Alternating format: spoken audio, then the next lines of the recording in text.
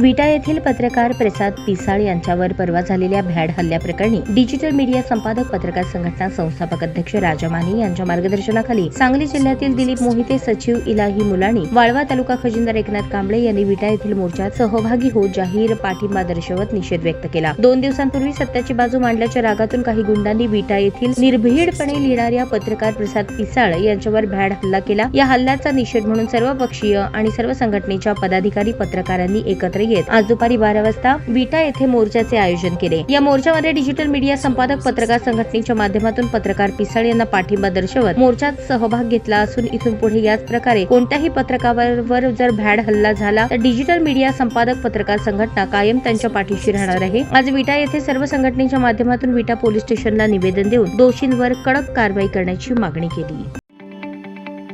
ताज्या बातम्या पाहण्यासाठी प्राईम महाराष्ट्र न्यूज चॅनलला सबस्क्राईब करा।